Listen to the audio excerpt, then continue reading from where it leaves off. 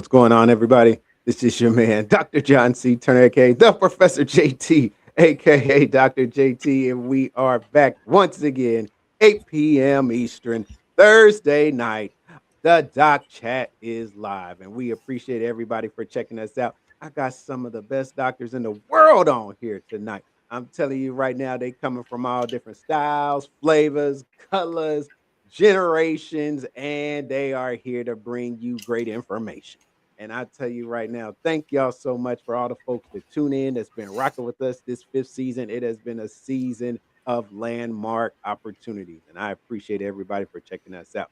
We got my good friends, Dr. Alonzo, Dr. Jeremiah, and Dr. Nick. These are the docs that are here tonight to answer one question and one question only. Should you, and I mean you, going to earn your doctorate degree? All these gentlemen have earned their doctorate degrees, and they're going to give you the information why you should go get your doctorate degree, some things you should be ready for when you go get your doctorate degree, and at the end of the day, why it feels good to be called a doctor.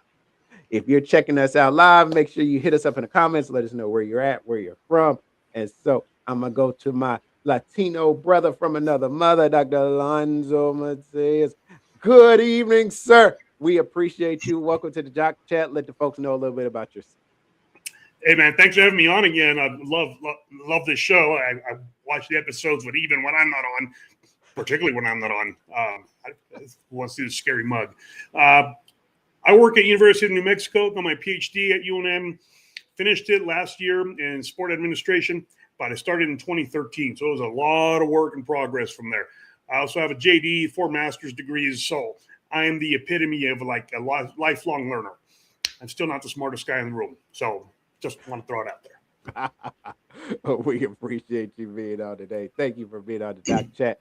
We're going to toss to my brother, Dr. Nick Williams. Dr. Nick, welcome back to the Doc Chat show. Let folks know a little bit about yourself.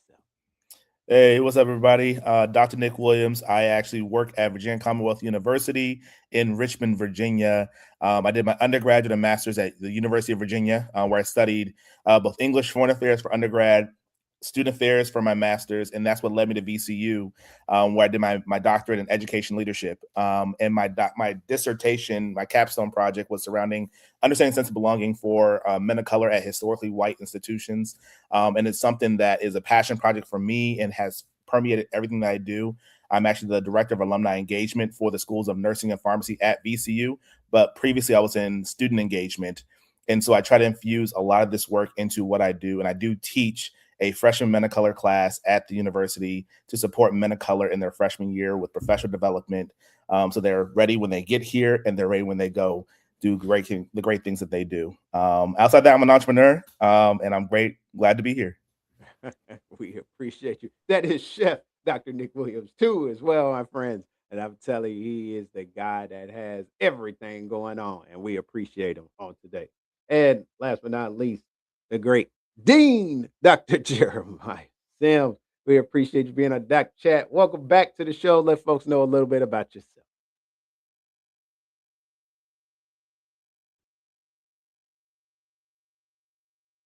Uh-oh. I think you might be muted there. Let's see. Let's make sure.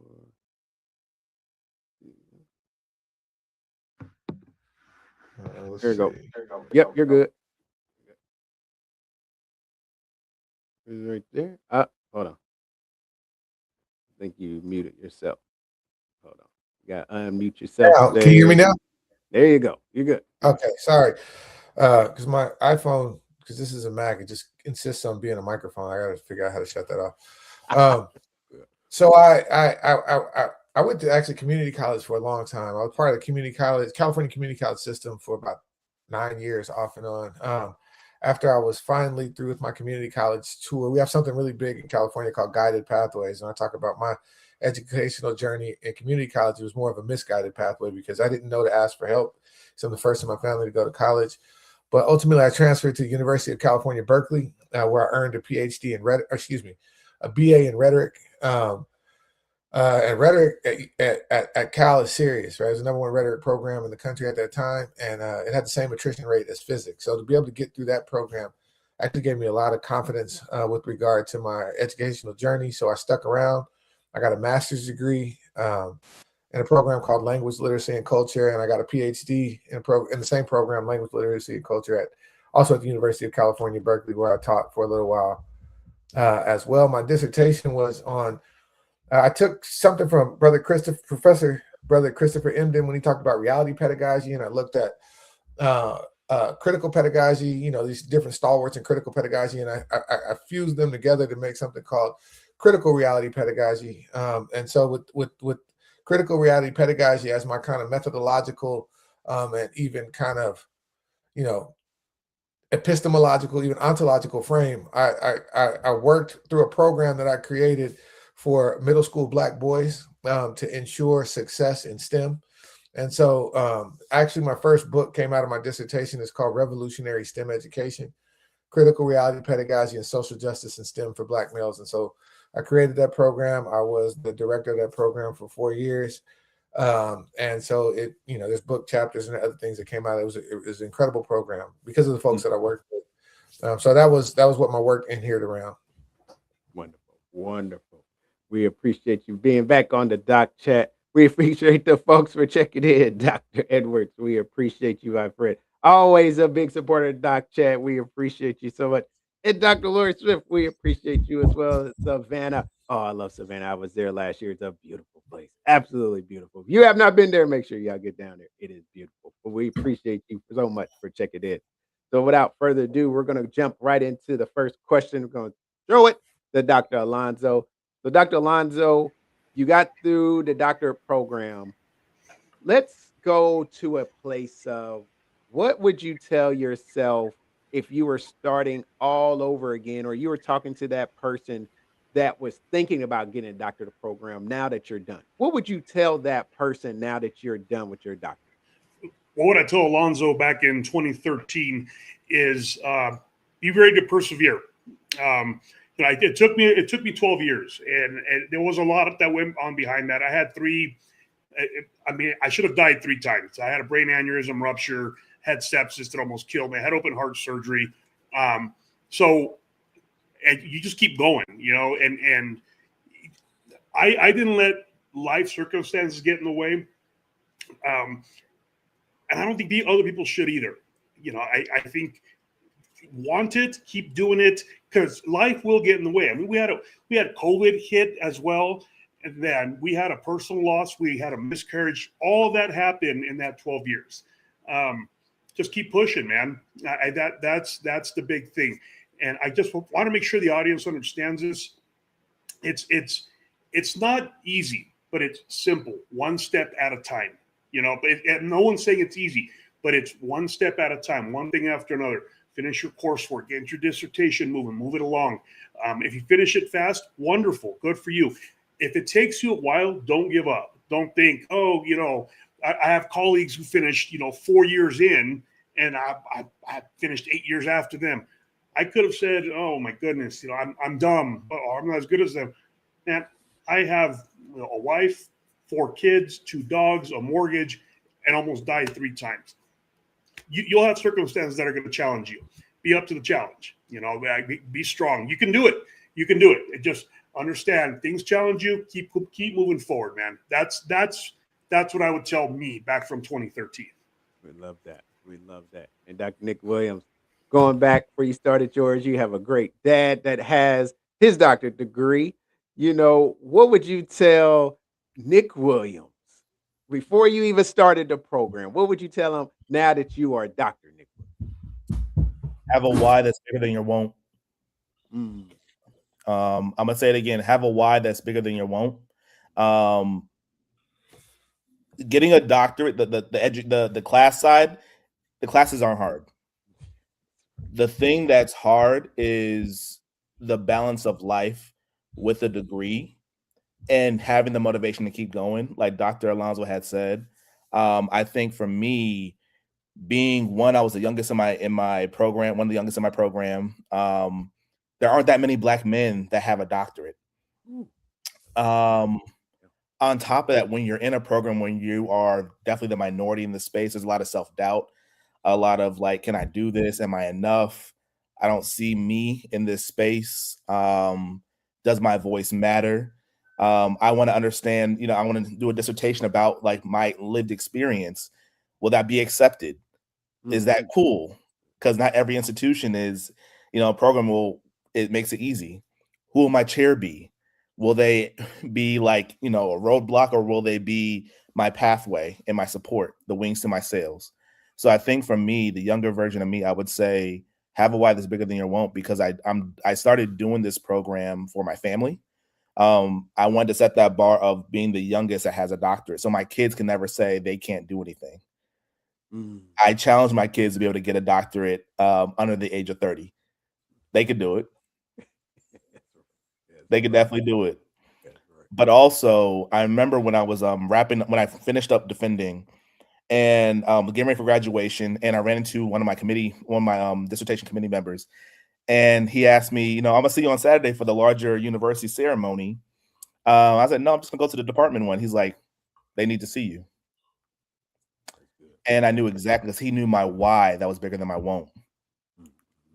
He knew that there were Black men at the university that I teach that know who I am, but I haven't met yet. That because doctoral students walk across that stage, are the only ones that walk across that stage, they need to see Dr. Nick Williams, a Black man who was at the time 32, walk across that stage with a doctorate. As soon as he said that, I'm like, this is why I do what I do. Because I remember having my students call me Dr. Nick before I even finished. That gave me win. I remember my students coming when I got my doctorate, like, yo, you did it. Can I talk to you about a doctorate? So you have to have a why that's bigger than your won't, because that'll keep you going, and remember that this work is much bigger than you.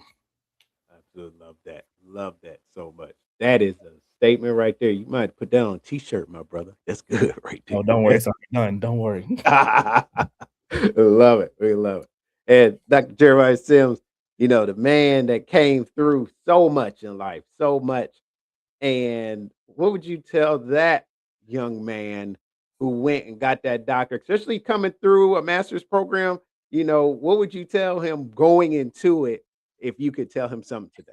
So I think there's a couple of things. I don't have, so as a rhetorician, right? I can name what Dr. Nick is speaking to, right? So have a why bigger than your won't. It's called a chiasmus in rhetoric, right? It's that ABBA form, right? Like, ask not what your country can do for you. So I don't have one of those. I apologize. That's beautiful, and I agree wholeheartedly. So for me, I went back to school late. I went back to school at 29 for undergrad, and then I was finished. I was almost 30, and then I finished at 32, and then I just went straight through after that. And so after undergrad, I knew I could do it. The thing that I was running up against was competing with everyone else, even though it was a silent competition, because, purportedly the Bay Area of California, I know there are other Bay Areas, is diverse, and there's a level of multiculturalism here, and Berkeley is supposed to be diverse, but it's not. Every time I graduated, I was either one of two or the only Black male on the stage. And so what was hard is that I was competing with people because I felt a burden of representation. Because it wasn't something that I manufactured, right? What would happen was there'd be very few conversations around race, but anytime a conversation around race would come up, right? You know this. Hey, Nick, you have anything to say about this? They asked me anything else. The professor didn't even know my name until something came up, right? And I'm supposed to speak for all people of color everywhere, as though anyone can do that. Yeah. And so it was different in my graduate program. Graduate program is much smaller. And my graduate advisor, shout out to him as a tremendous mentor and friend, Dr. Jabari Mahiri. And so when Jabari took me into the program, when he accepted me into the program, there had only been, in the 37-year history of the program, it's more like 50 plus now, 37-year history of the program, there had only been like 4 Black men who had earned PhDs, 4 men of color who had earned PhDs in that space, right? One of them was, rest in peace, Ernest Morrell, right? Who was at Notre Dame, was huge, right, in literacy and kind of crazy. He wrote The Art of Critical Pedagogy with Jeff Duncan Andrade, right, who also went through the program. So you have these like stalwarts who went through the program. And so saying all that to say, I was competing with, I don't know what I was competing with. Like there was no, I had to realize later on that it wasn't me against everyone, even though I did feel like I needed to ride for all of us, right? But it was just me against me. And then a bigger issue, right? So that didn't last as long. I had some imposter syndrome too. But that didn't last as long. What kept happening, right, is these little blessings would come every 2 years, right? Throughout my wife and I, we have 6 boys. So I was in graduate school with 3 boys. I just wanted to be a dad. I didn't grow up with a dad. My dad robbed 16 banks, right? He wasn't available because he was incarcerated, right? And so I just wanted to be a dad. So my program, and there was a lot of pressure. I'll say this is a lot of pressure for me to get through in 5 years, because that was like, nobody really does that. But that's what was expected, right? To get through in 5 years. Ended up taking me 6.5 years because I took time off because I wanted to be a dad. And so all that to say, there's something called end of history bias. And so the end of history bias is a bias wherein you recognize that you've shifted over the years, but where you are right now in that current moment, we think of ourselves as static, right? And so I wrote a book. I'll show you all this. I just wrote this book, which is coming out in a couple of weeks. It's called Finding the Beautiful Path on Blackness, Multidimensionality, and Radical Becoming. And so I'm referencing this to say that this idea of radical becoming is something that I started to think through, even though I didn't have the term for it yet in graduate school. Like I can't do this certain thing because I got to a point where I had to take a statistics class. And I'm like, oh, shoot, like I'm not a mathematician. What am I supposed to do with that? I can't learn math. I thought of myself as static, as just a noun. We're all nouns, but we're also verbs. So long-winded, I apologize. But what I would say to myself now, right, is don't get stuck in that end of history bias, right? I thought once I got to graduate school, that's who I was, and I was going to circumnavigate those 5 years as that person. But I changed so much throughout the process because we're all in a state where we're continuously becoming, right? Hopefully it's radical because it's changing who we are for the better, but we're all becoming. And so I think that if I'd have known that, I wouldn't, it may have taken the same amount of time, it may have taken longer, but it wouldn't have been such a struggle. So. Absolutely. That's a struggle certificate. Y'all know that, right? When you get that, Absolutely. That's what that is. So. That's right. And we appreciate these great answers. We are just getting started rolling here on the Doc Chat, folks.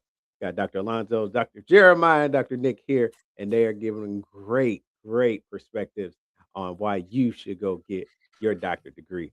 Now, back to Dr. Alonzo, because we're talking about life a little bit. Tell us about life during the doctoral journey that a person who may want to go get a doctorate needs to understand. And we know life keeps going, but why is it important to make sure you stay you while you're on your doctoral journey and you find ways to take care of you while you're on that journey while life happens as well? All right. This is something I've chatted about with people before. People have come, and I work at a resource center, pardon me, helping veteran students and their dependents. And when you talk about getting a doctorate degree, I went to law school too. So this happens in both of these. People end up losing marriages, losing relationships, because they get so ingrained in their studies that they forget to live the life that they're in. My opinion, I've told people this: don't make this your life. Make it part of your life, but don't get so in the weeds with it that you forget that there's people around you who love you and people who want to see you succeed, but you forget about them. Don't do that. So I'm serious when I tell people this. So when I was getting my doc degree, my coursework, I was getting a master's at Ball State as well, and there was 2 semesters. In which one semester I took 18 credit hours and the other one 21. Okay. 12 online and 9 online through Ball State, and then the other 9 here in person. Wow. Now, the way I did this, and I was very purposeful how I did this, I did not take time away from my family. And I made it a point. If I would work till 1 or 2 in the morning because I was going to make sure I was up and present, get home from work, have fun with my kids, hang out with my wife. 10 o'clock, everyone's in bed. If I had homework, that's when I started doing it. I was not going to forsake my family. It just wasn't going to happen. And if you're wondering, yes, all A's. Okay. I mean, I'm not trying to brag, but you can do it. Just don't forget the people around you, man. I mean, don't lose those who love you. Don't do that. I saw people in law school get divorced. I saw some people in the Ph.D. program get, break up with girlfriends or boyfriends. I mean, really, guys, life is more important than it. This is a huge part of your life, and I encourage you to go get it. But don't get so lost in it that you forget that you have a life around you. So make sure you balance yourself well. I would go to the gym with my son. I would make time for stuff. I'm nothing special. If I could find time, you can find time. That's what I have to say. I mean, there's enough hours in the week that you can find time to do stuff with your family and still finish your work, get it done, do well, get that doc degree. Love that. And same question to you, Dr. Nick. Talk about the life of the doctoral journey. What should individuals know going in? Maybe it's something that's like, man, I kind of wish I would have known a little bit about this or different things like that. When it comes to life and making sure that individuals taking care of themselves while they're in the doctoral program. Well, this is something I tell my doc students at the beginning of every semester. This is what I tell my undergrad students. Always have a plan. Plan for everything. And I think the one thing that I knew for me when I started when I was planning to start my doctorate, when I got the acceptance letter and everything, I said, I want a different experience than what I had in my master's. In my master's, I was just going through. I went straight from undergrad straight into my master's, 1 year accelerated, made it through, had good grades, but I was burnt out mentally, emotionally, physically. And so it took me 5 years to recover of therapy and everything like that. I had to, and this time I said, I want to intentionally set a plan for how am I going to take care of me in the midst of pursuing success of how I define it. So I said what I call a healthcare plan or what I call a whole health plan that includes, when I'm stressed, what do I do? What are my interventions that I would do? Low scale, high scale, whatever it may be. When I know I have a lot of work to do, how do I communicate with my circle? Because I agree with Dr. Alonzo, you have a circle for a reason. You have your cheerleaders. Now, there will be some haters. There will be some people that literally they will hate on you for whatever reason of jealousy, whatever it may be. Ignore them. Focus on those that are truly in your corner, here to root you, cheer you on and everything of that nature. But make sure to communicate with them what you might need when things go crazy, when you're stressful. Let them know, hey, here are the blocks of time where I'm doing work. I have to do work in this time frame. However, this is the time I will block off for you. And especially for relationships, it's all about communication, about how they can best show up for you. But you have to be transparent. I even told my family, I love my mom. My mom loves to call me every single day, and I appreciate it. And I had told my mom, I'm like, look, there are certain times I have to lock in. Or sometimes where I just need to rest and rejuvenate for me to be able to show up. Because it's not just I'm not just in school, but I'm also working full time. And there's pieces of work that are also pulling on my energy, especially in higher education. As a Black man, there's so much of an invisible tax that you're sort of stewarding in order to do your role well, show up, navigate the bureaucracies and the politics that may be, and sometimes not always have a space to be able to vent or release or talk through that. So you have to have a plan for not just the best case scenario, but also the worst case scenarios as you're navigating through. One other thing that I would definitely tell anybody that's in a doctorate or pursuing a doctorate is understanding every program has a very different culture and very different demands on your life. And you should do your due diligence before of, is this truly a good fit for me? And why? I did my due diligence of the programs of what I knew what I was looking for. I'm like, I need to make sure I have support. What's the culture of the program? Some programs have a certain focus. Some programs have a certain style of professor, faculty to student ratio. Sometimes you have a capstone project dissertation versus a more traditional dissertation. All that comes into play on what your life is going to look like in the program. Is it cohort based or is it just you? I've had friends that are currently in the PhD program at VCU, and the one thing they wish they had was a cohort, because at least you have people that understand the journey. Because you have to understand there are people that are not doing a doctorate, that have never done a doctorate, let alone a master's, that can never truly understand the journey because they haven't walked this path. It's very, very unique and different. Yeah. So you need to build, you need to really get out of your box and network a bit and get around people that are in a similar path as you, because I've talked to several people that are pursuing a doctorate or have a doctorate to get their perspective as I'm navigating the ups and downs of that doctoral experience. They could understand that. Some of my family have never pursued a degree like this before. They just couldn't understand it. My dad could understand it. He understood what it's like to have a chair that's really supportive versus not supportive. He understood what it's like to have to write this, amorphous number of page of a dissertation and try to, get a committee to approve it. So you have to have a circle of people that understand the journey and be able to build space and hold intentional time and build your priorities of who am I spending time with, when, and why. Those are the things that I think will help anybody that's pursuing a doctor or in a doctoral program to build balance, because that's ultimately what you can do. You do have control to build balance, but you have to be intentional. Good. That's good right there. And Dr. Sims, same question as we're looking at, the life going through the doctoral degree program.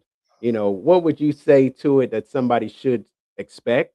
Hopefully, it'll give them some knowledge to be prepared. What nuggets would you drop to let Yeah, people know so that life is going to life? I think for me it was fun. I had a good time. So there was obviously uh parts where there was a lot of stress for sure.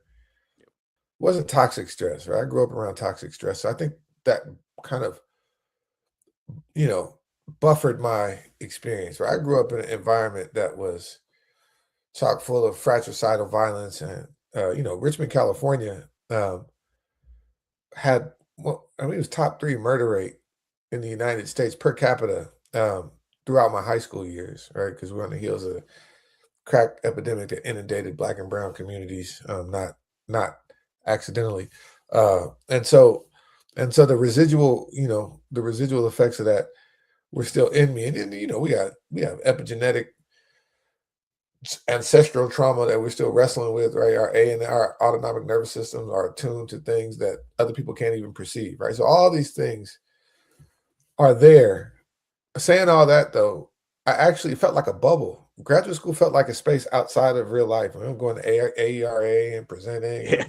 right? And then my education was paid for. BA, MA, PhD was all paid for, and I also worked. And so, I mean, I think that's some of the best times of my life because I could just be like they were actually paying me because I was teaching at the time. I was teaching at the college, just paying me to read books and then talk about what I read. Like, doesn't get any better than that, right? And so that part was awesome. But then at the same time, I always I could be having fun with family, having a conversation like this with friends, and all of a sudden I go, shoot, I owe my advisor something.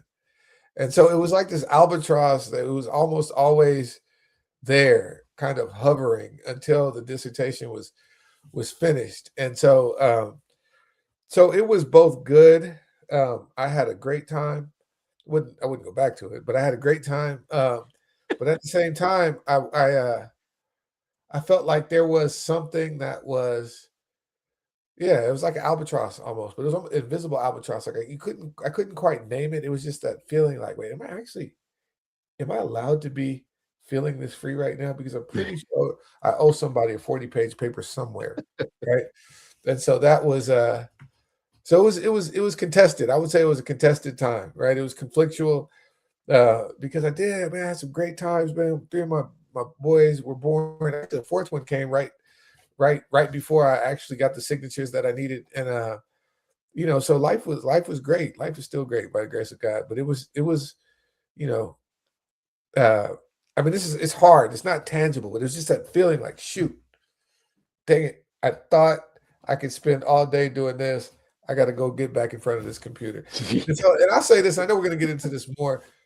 Um, you know, Well, I'll just wait. I'll wait. Let's talk about what it means to actually, or how you determine whether or not if it's for you. I don't have a definitive answer for that. I have a very subjective, not objective response to that. But there are some things I'd like to share. So I'll wait till that question comes up. Okay. Dr. JT, can I interject real quick? Yeah, you're up, man. Go ahead. Dr. Sims, I'm intrigued in a good way with your story. I love it, man. Listening to your upbringing and your background, man, it's amazing, dude. I'm nobody, but damn, I'm proud of you, dude. I just had to say that. I appreciate it. sorry, man, I had to tell you that. I just appreciate it. like, Thank you. wow. Yeah. But see, that's the point. You need to have people that will cheer you on in this journey. Because it's a hard journey. We sometimes make it hard on ourselves because of that imposter syndrome. But sometimes there are times when Dr. Turner has like sent me a message like, dude, you got it, you're doing the thing. And that gave me what I needed for that week of like, he didn't know that I was going through XYZ with, the dissertation. I'm having to rush and get chapters, 3 and 4 done all at the same time and going to a conference and all that. He didn't know it, but that word of encouragement makes a difference. And so this is why find your people that will encourage you. Yes, sir. Yeah. And I appreciate you too. Proud of you too, all of y'all. And I just wonder, and I'm not trying to hijack the show. Man, this is y'all show. Go ahead. This is wonder with Dr. Alonzo, like some of the things that you did, do you feel like your health suffered because of the program? And if that's the case, how would you safeguard against that? How would you encourage people to safeguard against that? Honestly, it wasn't because of the program. So I was in the Army and I got out because of a bad back. And when they were doing a follow-up, they found a murmur in my heart. And they're like, oh, so you have a bad heart. So I get out, start doing my thing. So I was fortunate to have the VA pay for school, right? Yeah. A few years later, the sepsis is just, I still don't know how I got sepsis. It's a stroke of luck, bad luck. And then it vegetated on my heart, the bad valve. So sepsis almost kills me. I end up in the hospital. They give me the antibiotics, and then, okay, you got to come back in about 4 months to get your heart surgery. I'll go back and get heart surgery. I'm on the table. I have a heart attack when they try to put my heart back in. That's that. The brain aneurysm, that was just, again, a stroke of luck, bad luck, just thin veins. And the brain aneurysm was after my first semester of the Ph.D. studies. So, but that being said, you make a good point. People, watch your health. I couldn't have done anything. Things were going to happen to me. It's just unfortunate. But if you feel yourself stressed out and your head's blown up, or you feel your heart palpitating, hey man, slow down. If you need to, take a semester leave of absence to catch your breath a little bit. It's okay. It's not going anywhere. What we don't want is for you to go somewhere 6 feet under. We don't want that. So, but Dr. Sims, good question. I appreciate that. It just, for me, it's just a stroke of bad luck. I mean, it's just being a, overweight Mexican, I guess. I don't know what it is. Well, I'm thrilled that you are still here, Doc. So thank you. Appreciate that. You completing is definitely a testament of that. Dr. Sims, asked that same question to Dr. Nick there. Was there something that was in your program maybe that happened that really was like, God dang, this had to happen now? Like for me, it was my father passed away. The week after I defended my dissertation proposal. I'm about, I'm thinking in my head about 6-7 months away. Hey, he gonna be there because my mother's already passed away, and he passes away a week after. And it was like, dang, man, like what am I supposed to do? Was there anything that happened with you, Dr. Nick, that was kind of like, wow, this is really going on right now? Oh yeah. The moment I got my acceptance letter is my uncle, my grandmother's brother, who has been an educator for years in higher ed. He passed away. Due to, after a battle with a stroke. And that was truly right before I started.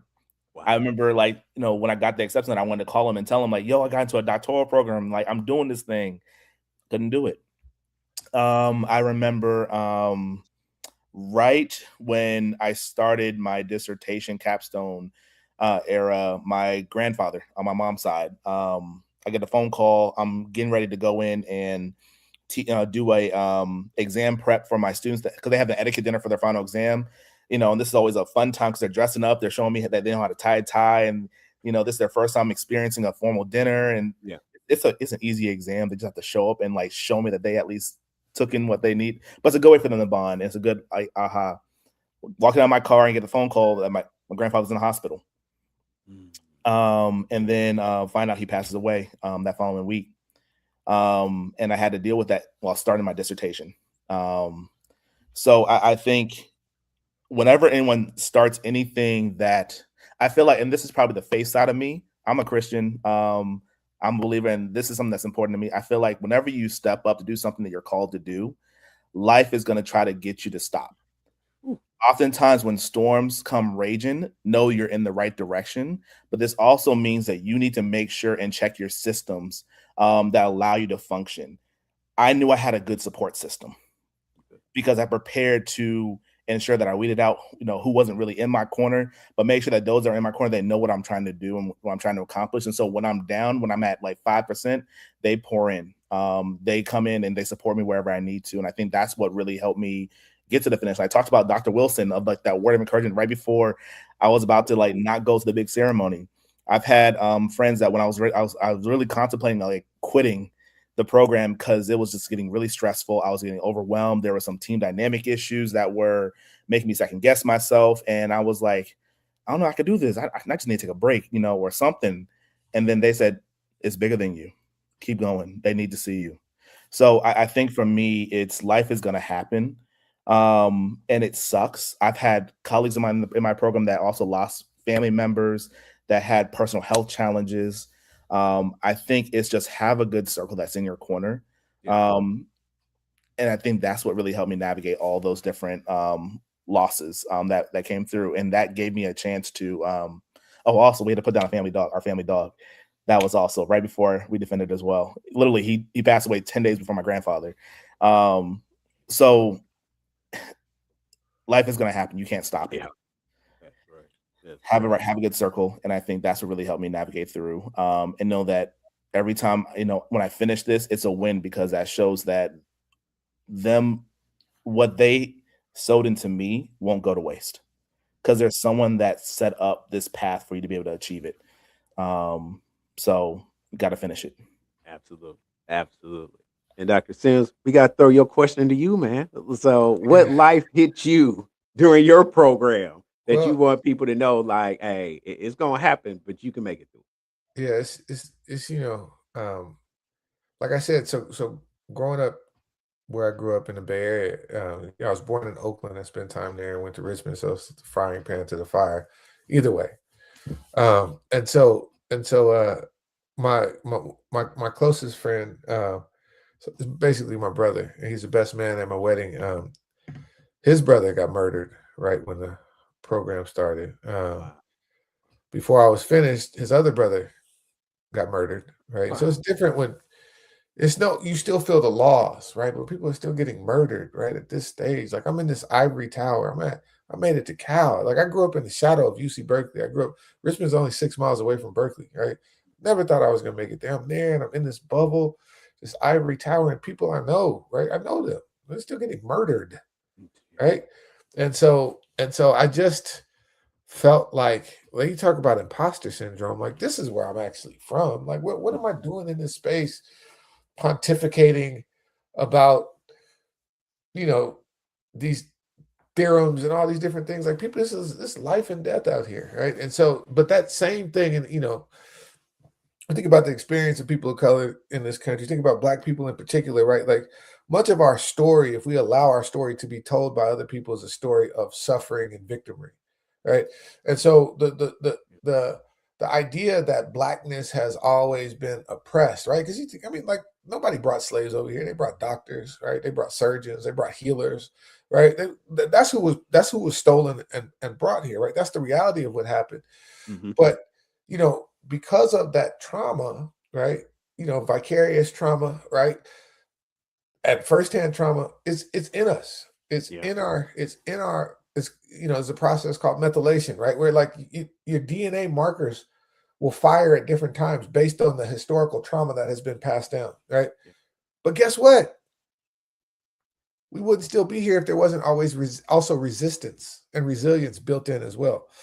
And so I say that to say, whenever my graduate program got tough, and it did get tough, and there was a time where I took some time off. Right after this happened, I actually took time off.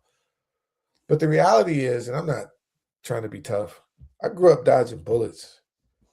This program is not going to beat me. I'm not scared of this program, right? This is Disneyland compared to what's really going on in the real world. And so I guess that's a kind of morbid way to look at it, but it was something that kind of buoyed me because I can't, like, people would be like, man, you're not stressed about this, you're not stressed about that. No, man, I got real life stuff to stress. This is just school. That's I right. can leave here, right? Right. It's not the same. And so that actually, right, that's an example of the trauma, but also that resistance was built in, because we've seen so much. Dr. Nick and Dr. J, y'all talked about so much death already, so much Black death, and yet you're still standing. And I saw y'all smiling, right? Because actually Black joy is a form of resistance, right? And so just to be in that space and to be able to stand and continue to stand, you know, to other people, I probably seemed as though I was unflappable. There was some flapping going on. But the reality is, I know what real life looks like too, right? And my real life is very different than most of. You got to imagine, I mean, Berkeley's a PWI, right? That time it wasn't just the number one ranked public college. It was like the third ranked college in the whole world during this time, right? Yeah. And so it was just me. There was a couple other people, right? But for the most part, right? And so I didn't have people to commiserate with, right? I just tell a quick story. I remember I was telling this young lady in my class, you know, we were graduate students at the time. She's a master's student. I'm not saying that because my program was better, but she was a master's student.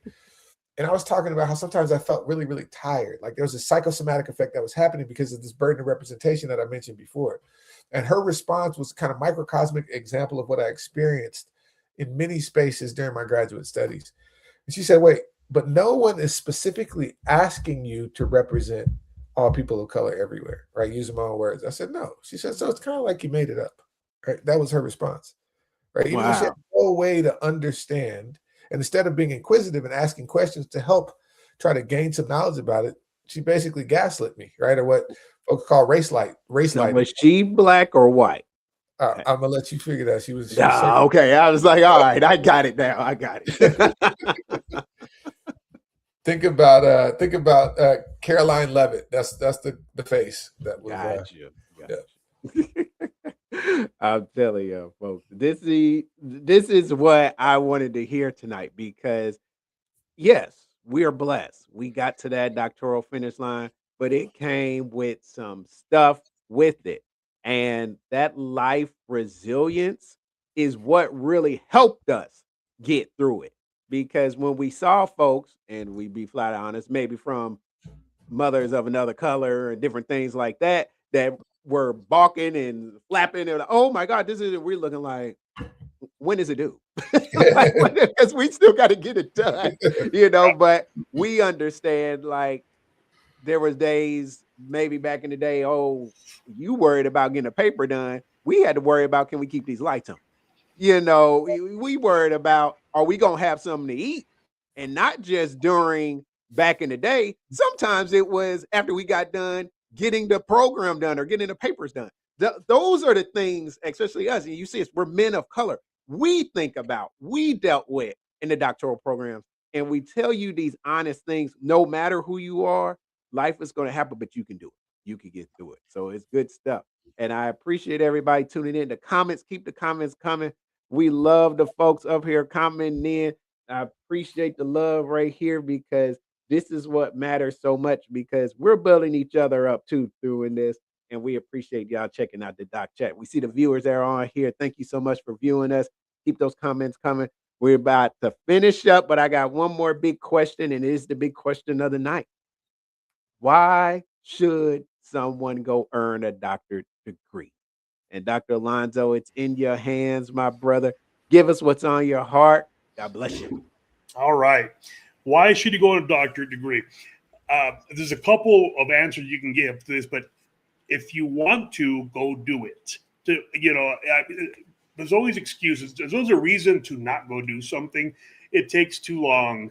A legit reason would be money, but there's funding. Like, Dr. Sim said, and people have pulled out loans for it. If you want to, go do it.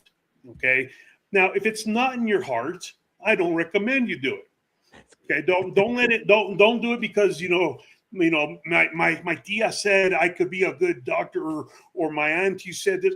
No, it's got to be something you want to do.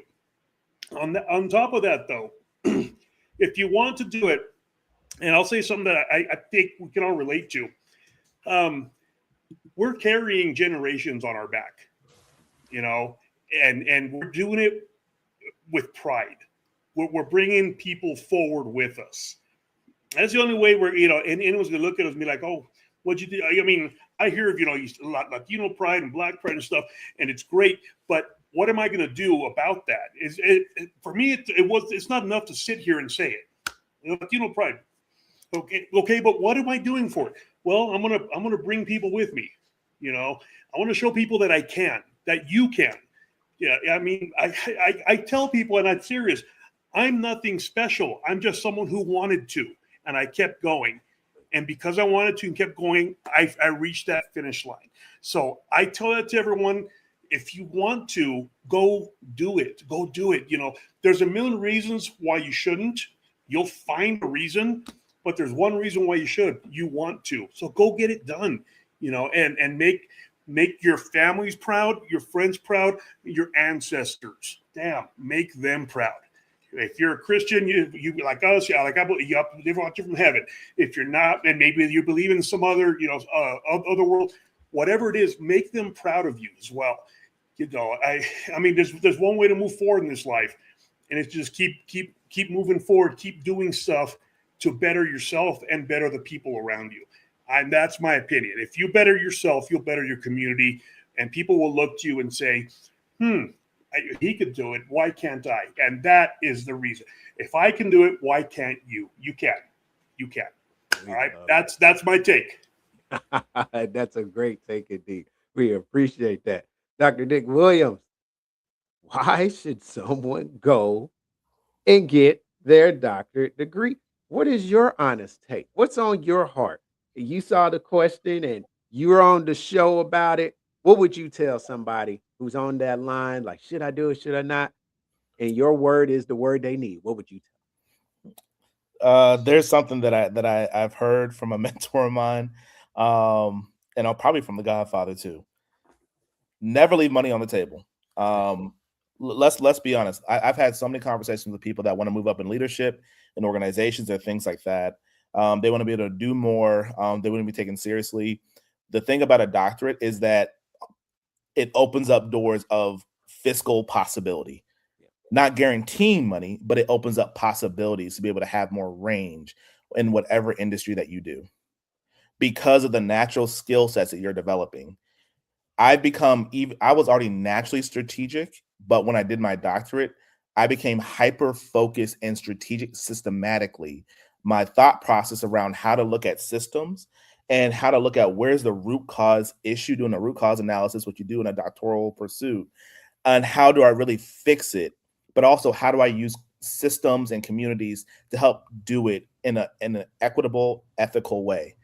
You have to think about those tangible, soft and hard skills that will help you become more marketable, as well as the confidence. Because the one thing about having a doctor in front of your name, yes, it's 2 letters, but guess what? In our world, it does carry weight. When people see doctor, they say, oh, they know what they're talking about, because very few people have a doctorate. So it's you never want to leave money on the table. I've actually had a conversation with a good colleague of mine because he was being pushed to go get a master's at one point, and I was asked to convince him to do it, and I'm like, he don't want to do a master's. So him and I grabbed beers. So, dude, what do you really want to do? He said, well, honestly, I don't know if I want to stay in higher ed. I don't know if I want to go, private sector and work for other companies. I don't know. I said, okay, why not look at an MBA? That's going to open up potential doors of opportunity. You can still stay in higher ed if you want to. You can leave higher ed, but at least it allows you to pursue more money and advocate, because a lot of positions will often require a terminal degree in order to go for a certain pay scale.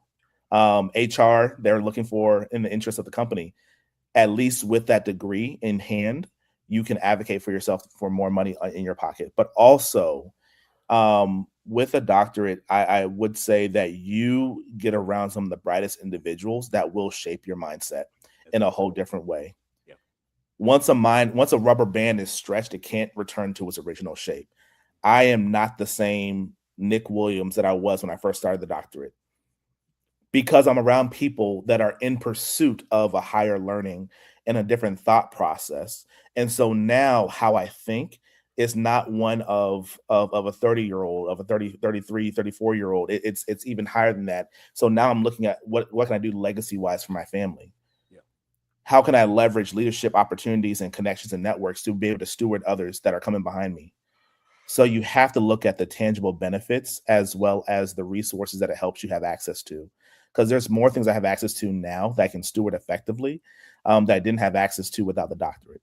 But again, you have to be clear about what you really want to accomplish long-term and short-term and allow that to drive how you navigate the doctorate. Because I've had so many people go into a doctorate and not know what's their next career opportunity they want to sort of pursue.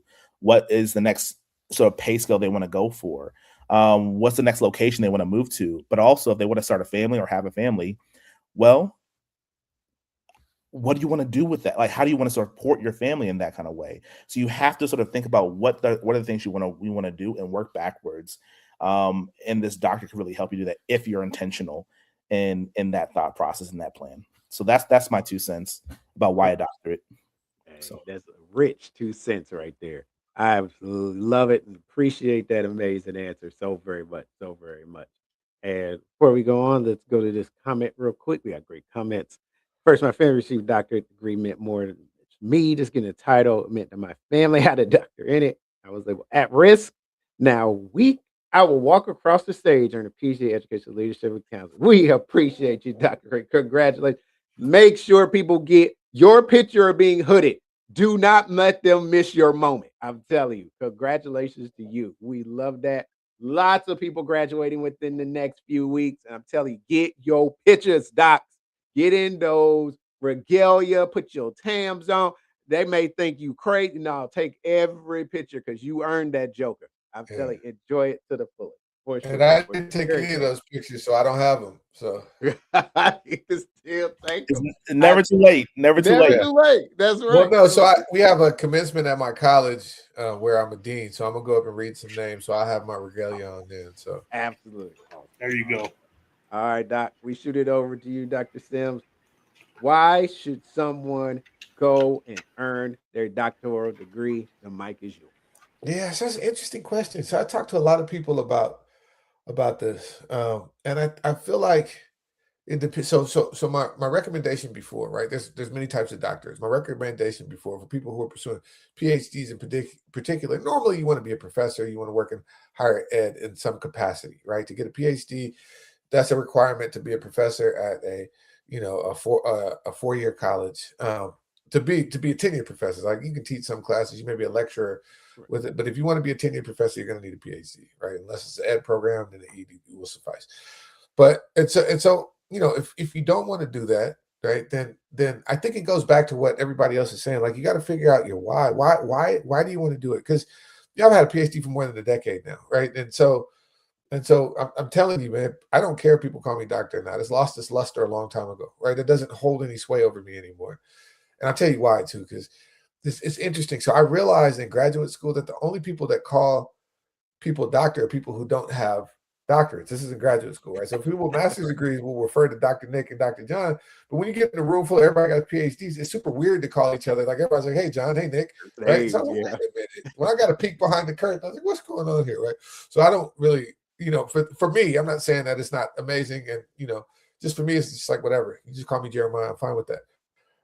So if it's just, and I know that this has happened because I've talked to some people about that. It's just because you want to be called doctor, then that's not enough to sustain you for 5, 6, 7 years. Okay.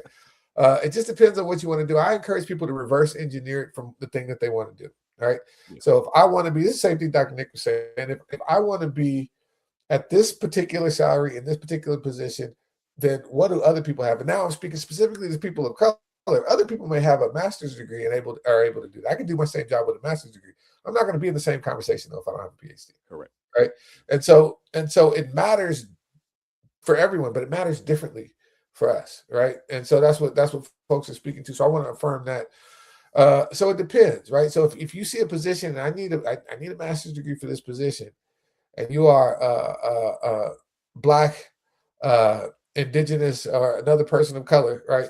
You may need to go a little bit further. So it's a really kind of personal decision because it does take up a lot of your time. And even if it doesn't take up your time physically, it takes up your ability to be present, right? Because you're always wrestling with these things. Like I'm rocking my son to sleep and I'm thinking about post-structural feminist theory, right? And how bell hooks and Audre Lorde are speaking to one another, right? And so like these things are happening, right? That's why my sons are so smart, because I was reading to them while it was happening. They can talk about anything. But anyway, so I think it's really, really personal, and it's really, really important to figure out, because your advisor can make or break your experience, right?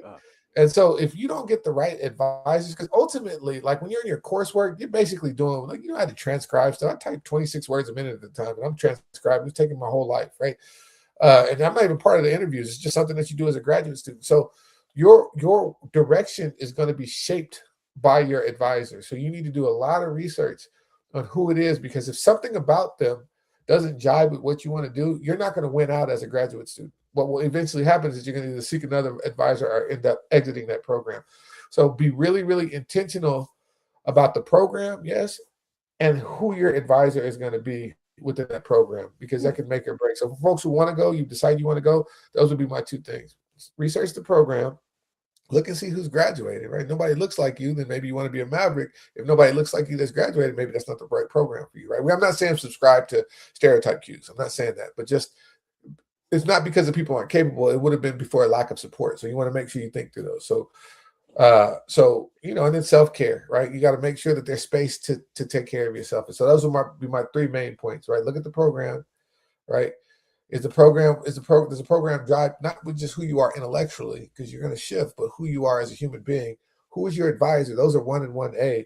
And then is there space, right? Like, is there space? And you're going to have to talk to people to actually take care. Can I take a semester off and still get still be viewed as the same promising student I was when I entered in, my first year? And so I'll leave it with that. It's totally personal choice, but you need to pay attention to those things. Just getting in is not enough. You got to get into the right program with the right advisor. Absolutely. And if I could Go ahead. real quick. Mm-hmm. I think because you just reminded me of, like, when I looked at the doctoral program, I said, as a Black man, I don't want a lack of a degree to ever stop me from being able to have access to opportunity. So why not get to at least the very top and get that out the way as soon as possible, so that when I pursue those opportunities, they can't say it's because of the degree. Yeah. And I think it's like, remove all potential excuses that the system that you can't always control tries to say is the reason for why you're not enough. And I think for me, it's just kicking that door wide open, but also making sure that it stays open for others to come behind too. Yep. Because and I think it's just, you have to know if you want, like, what kind of industry you want to be in, because I also look at things from a business mindset. I'm an entrepreneur. So it's like, you also have to look at a doctorate of, like, what businesses can you build from the research that you uncover and develop. A lot of books have been written because of people that have pursued a doctorate. They studied relationships through doing a doctorate in psychology. They've done consulting books. Every book that's been written has often been tied to research that's been done through a doctoral program, or because they have a doctorate and so they're continuing to do research. Yep. So you have to think from a business mindset, that when I say that you don't leave money on the table, it will open up so many possibilities if you allow it, if you think through all those potential pathways, whether in education or outside of education. A doctorate can create that space, but also have mentors that can help you refine that vision. Is really, really important. That's phenomenal right there. Absolutely love that. Well, folks, you see an hour flies by when you're having fun, and we had a blast here tonight. The knowledge dropped by these great Dr. Brothers was something that is just so powerful, and I can't thank them enough for it. So, Dr. Alonzo, any last words, and then tell folks where they can find you as well. We appreciate you being on the Doc Chat one more time. Last words for me. I want to mention, my dad is my hero. He got a bachelor's degree when he shouldn't have. A family of 15, worked out in the fields in eastern New Mexico. His own dad told him, people like us don't go to school. His guidance counselor said, people like you don't go to school, and he did. And so for me, it's very personal to keep moving that forward. And my brothers both have master's degrees as well. And now my oldest son is pursuing a doctorate degree down in New Mexico State. So very personal to me. I love being here with you guys, because we're not alone, man. And damn, I'm just proud of you guys too. That's what I got. Y'all could find me on look up Dr. Alonzo Maestas, Ph.D., J.D., or just Alonzo Maestas on LinkedIn. Connect with me. I connect with everybody. If you say connect, I do. So I tell some funny jokes sometimes, so you might get a laugh. So absolutely, that's Dr. Alonzo Maestas. We appreciate you, my friend. I'm telling you, make sure you connect with him because he be putting some great posts out, man. And I'm telling you, they are something that's gonna keep you thinking because he is a doctor, baby, and he is amazing. We appreciate you, my friend. We appreciate you. God bless you. All right, Dr. Nick Williams. We appreciate you being on the Doc Chat one more time. Give us some last words, anything that's on your heart and mind, and let folks know where they can find you. Be clear and be intentional. Think of, this is not a game of checkers, this is a game of chess. So make every move that's really true to you, authentic to you. Have your circle surrounding you that's in your corner, truly cheering you on. Let go of the haters, and make magic happen. You got this. You are more than enough to be able to do this work. But now it's up to you to make a plan for what you want this work to look like once you do the degree, but also when you graduate from the degree. So y'all can find me here on LinkedIn, Dr. Nick Williams. Type in Dr. Nick Williams, UVA, BCU. You'll see this beautiful mug right here pop up. You can also find me on Instagram. I am Dr. Professor Nick.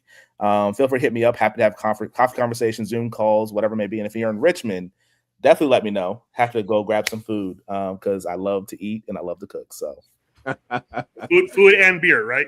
Food, beer. I'd say I'm a certified bartender at this point because at this point, the doctoral program forced me. I'm like, I need good old fashioned. If you meet up with me, we'll have a glass of Bushmills Irish whiskey. How's that? Oh, there we go. You got me. Hey, there you go. There you go. Dr. Nick Williams, folks. We appreciate you so much once again being on the Doc Chat. And last but not least, of course, Dr. Jeremiah Sims. A final word from you, my good brother. We appreciate you, Dean, and let folks know where they can find you. You can find me on LinkedIn, or I have a author page because this is my 4th book now. So it's JeremiahJSims.com, JeremiahJSims.com. And look, these books, I have no control over the price. They're like $50. I saw that the other day. If you reach out to me, I will send you a PDF of the book. I would love a review, but you're not beholden to that. You don't have to do a review. But if you want to check it out, I can send you a PDF of the entire book with the book cover, so you don't buy this brother's book. Don't do him like that. Buy that. No, it's okay because I'm not gonna see it anyway. It's just gonna go to the publisher. So let's keep it a buck. I did want to say real quick too. Thank you for allowing us, as far as the Doc Check folks, you allowed us to help pick your cover for the book, and you picked a dope one, man. It is appreciate it. Thank you. So so if you want a PDF of it, just find me on LinkedIn, and I'll happily send it to you. I sent you a connection request already, just so you know. All right, thank you. And I'll just say, we need you in this space. I think, I said something that earlier, right? Black joy is a form of resistance. We think about Reverend Dr. Martin Luther King, right? Let's think about his life for a second, right? Every day, someone from the FBI or hired by the FBI would call him and tell him to kill himself because they had information on him. So just the fact that he continued to live was a form of resistance. The fact that you are continuing to live and thrive in a country that is predicated on anti-Blackness and racialized capitalism is a form of resistance. But then you get tired. Who wants to resist all the time, right? So you got to find joy. I found joy in my doctoral program. I would encourage you to figure out where you can find rest and joy, because both, for us, for Black and brown folks, are acts of resistance. And so, I want to support y'all. If I could be a resource for anybody, please reach out. People, I am. When the doctors were talking about reaching back and opening the door, one of the things that because I know what that means, like, emotionally and psychologically. What does it mean practically? I'm telling you, man, they don't just hand out these degrees at Cal, right? I make words dance on the page. You'll see it when you read the book. My letters of recommendation at this point, they're inching up towards legendary. So if you speak, if you, I'm not one to self-aggrandize, but it's a reality, right? So got people who got into Stanford. They're like, I couldn't have done it without you, without this letter. I'll tell you real quick. I had a student, a community college student. I wrote a letter, a character letter for him because he was trying to get his son back. And he said that the prosecutor told him to ask the judge to read it out loud. The judge read that letter out loud, right? And then the judge came from behind the bench around to give him a hug, and all the charges were dropped, and he was able to get his son again. Right now, it's because I prayed over it, right? I'm just a conduit for what God does. But my point is, I've been given a gift, so that's also available for folks who get to know you. You need additional letter of recommendation. You think about a program. Can't ask me 2 days before it's due, though, because that happens quite a bit. But I just want to avail myself to my community, so I'm here to support y'all, and then I'll shut up now. Hey, man, we appreciate that. And I'm telling you, folks, when I was working on my doctorate, God literally told me, said, the bachelor's degree, that was for you. Well, excuse me, bachelor's degree is for your mother. She passed away when you were young. All she wanted you to do was go to college, get your degree. Master's degree is for you. Mine was in student affairs. I love working with students. That's my heart. That's my passion. I got that. That doctorate degree, that's for God's people. And I'm telling you, that is what getting a doctorate degree. There are no more than about 2 million, give or take, Latino and Black doctors. Pretty much, you can round it up to about 5 million of us in the entire world. Out of 330 million people, I mean, Nick can talk about it, minuscule. The number's so small, but guess what? Every single time we get one hooded, it is a blessing from God. And you have to utilize your doctorate degree to do God's work. Because I'm telling you, when they see a doctor coming and people are like, well, you're a doctor, and you get to say, well, yes, I am. That is going to open up the door for somebody who's never seen one that look like us before. This is why we have the doc chat, folks. We allow doctors to come on here and talk about exactly what's needed so we help other doctors go to the finish line. We have doctors upon doctors who just saw one show, and that one show motivated them to go get their doctorate. That's what it's about, folks. That's what it's about. So, yes, you should go earn your doctorate degree. I love it. Dr. Sim said as well. That was great. You know, there's different versions, there's different people there. Dr. Nick talking about don't leave that money on the table. Look, Dr. Alonzo talking about, hey, keep your mind, keep your family, all those different types of things going. Each of them dropped those tips that you needed to know. And I'm telling you right now, make sure you don't forget that. You can go get your doctorate degree. We got plenty of doctors in the doc chat that'll tell you the exact thing. So this is it, folks. We appreciate y'all so much. Tune in next week, 8 p.m. Eastern, Thursday night. We got one more show, season 5. We're doing AI 2, Artificial Intelligence 2. People wanted it. We're giving it to them. It's going to be a phenomenal show. And congratulations already in order for all the doctors within the next few weeks are getting hooded, man. Oh, man. I'm telling you, send us your pictures. Make sure you forward them to it because the Doc Chat always does a phenomenal year-end review where we celebrate and highlight all the Black and brown doctors on LinkedIn. That's one of our biggest posts we do every year. So anytime I see it, I keep the pictures so I make sure we do our posts. So make sure you send those to us. So Dr. Creighton, you're still watching. Send us those pictures so we can make sure we celebrate you. And we want to welcome folks to the Doc Chat. So every time graduates graduate, we try to add more folks to the Doc Chat and the family, the work that we're doing. I'm telling you, we are United Nations now recognized as a great, great institution that celebrates doctoral scholars. This is the Doc Chat, folks. We are here and we appreciate all y'all so much. So until next time, on behalf of Dr. Maestas, Dr. Sims, and Dr. Williams, we thank y'all so very much, and we'll see you next time on the Doc Chat. And until then, we say peace out. Peace.